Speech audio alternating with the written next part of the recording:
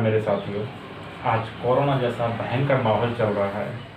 आप देख रहे हैं मध्य प्रदेश में, महाराष्ट्र में, गुजरात में, राजस्थान में, हर जगह हालात बिगड़े हुए हैं।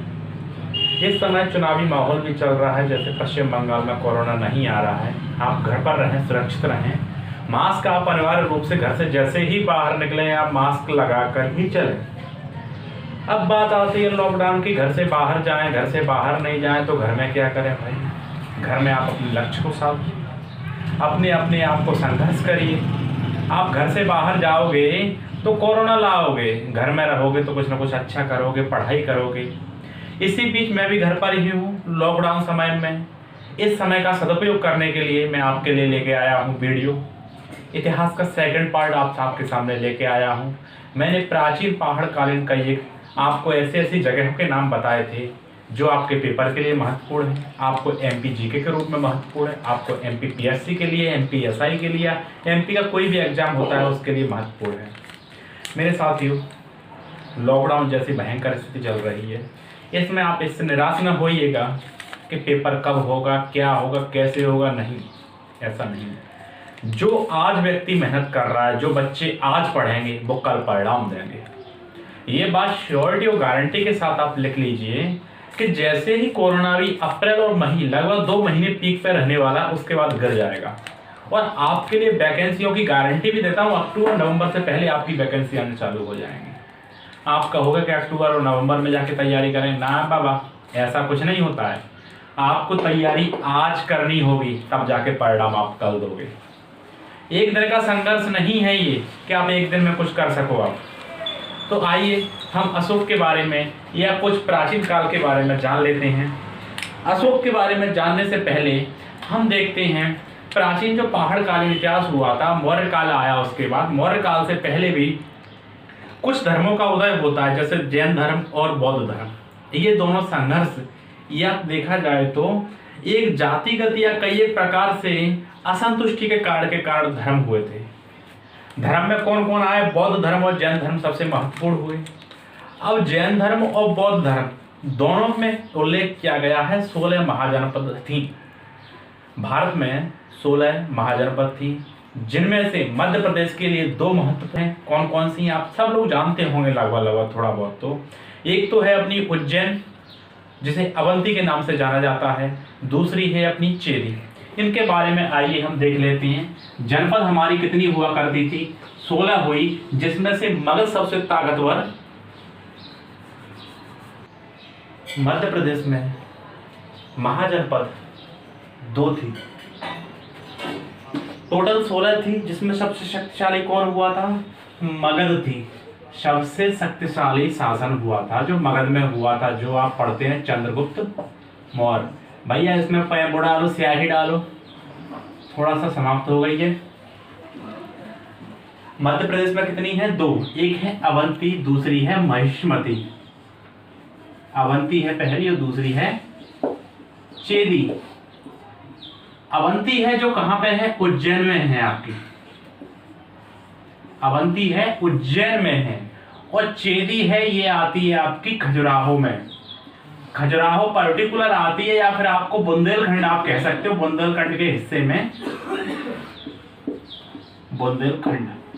बुंदेलखंड के हिस्से में आपको चेदी वंश, आपको चेदी महाजनपद आपको मिल जाएगी। ये भी अपने आप में शक्तिशाली है और अवंती भी अपने आप में शक्तिशाली है, क्योंकि यहाँ पे किसने किया था राजपाल बनके? कौन आए? महाराज अशोक आए। और अवंती की भी उज्जैन की है, उसकी 2 राजधानी थी। एक थी उज्जैन और दूसरी थी महिष्मती। उज्जैन थी उत्तरी अवंती थी और दक्षिणी में आती है महिष्मती, जिसे आप महेश्वर के नाम से जानते हो दादा। कौन सी? महिष्मती, जो नर्मदा नदी के किनारे है। और यहीं पर कौन है? सहस्त्रधारा, जो सहस्त्रबाहु ने रावण को हराया था। ये वही कहानी आपको मिलती है।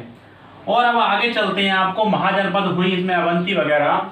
फिर अशोक के बारे में थोड़ी सी जानकारी रख लेते हैं हम। ये कौन से थे? मौर्य काल के। पहले कौन हुए? चंद्रगुप्त मौर्य। दूसरे बिंदुसार के पुत्र हैं ये अशोक के बारे में कहा जाता है इनसे दुनिया में ज्यादा कुरूप कोई नहीं था। अब आप कहोगे भैया इतना बड़ा कुरूप देखती है तो इतना बड़ा कैसे?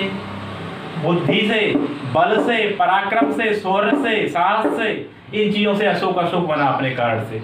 ये हिंसा और पराक्रम की नीति अपनाता था, लेकिन कलिंग युद्ध के बाद इसने क्या किया, अहिंसा की नीति अपनाया, जब से अशोक वास्तविक अशोक बना।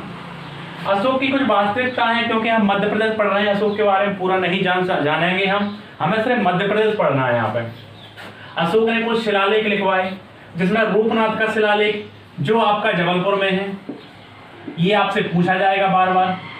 कहाँ पे? जबलपुर में, गुर्जरा जिला दतिया में है ये।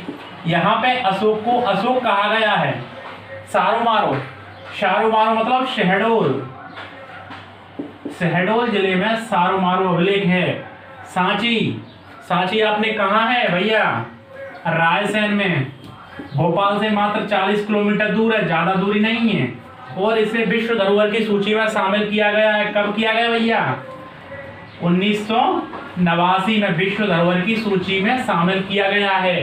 रायसेन में किसकी अस्थियां रखी गई है? सांची में महामोगल गलयान की अस्थियां रखी गई हैं। और सारीपुत्र, दो लोगों की अस्थियां इसमें। कौन है? एक है सारीपुत्र और सेकंड है मोगलयान। ये दोनों बहुत बौद्ध भिक्षु हुआ करते थे, इनकी अस्थियां रखी गई हैं। वैश्य टेकरी जो आपकी आती है, ये है आपकी उज्जैन में। ये भी आपसे पूछ लिया जाता है, अभी पिछली बार फॉरेस्ट में पूछा गया है। तो आपको ये सारे के सारे महत्वपूर्ण जो शब्द हैं वो आपको याद कर लेने हैं, सारो मारो। फिर जो सांची जो बनवाया था, सांची के स्तूप बनवाए हैं, कितने बनवाए गए थे? 3 बनवाए गए थे। एक बृहद है, 2 छोटे हैं। तो बृहद में एक में क्या है? अशोक के धर्म लिखे गए हैं, एक में बौद्ध धर्म के उपदेश हैं, और तीसरे में सारीपुत्र और मोगल गलयान के अस्थियां रखी गई हैं। अब क्या हुआ भैया, जो सांची के वो हैं स्तूप बने हुए हैं, इनमें जो रेलिंग बनी हुई है, जो आप बनवाते हो ना मकान के आगे रेलिंग, तो इन्होंने क्या किया, रेलिंग बनवाई थी, तो वो क्या होने लग गई? टूटने लग गई। अब भाई टूटेगी तो कोई ना कोई तो मरम्मत करवाएगा। मरम्मत करवाने के लिए शक वंश आए, शुंग वंश के राजा पुष्यमित्र शुंगु,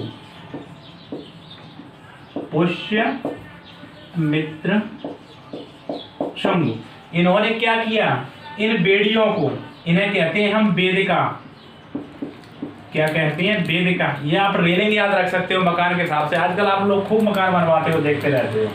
तो वेदिकाओं का पुनः निर्माण किसने करवाया? पुष्यमित्र शुंग ने। इसी के काल में एक नीचे इनका वो आता है वंशज, कौन आता है? भागभद्र।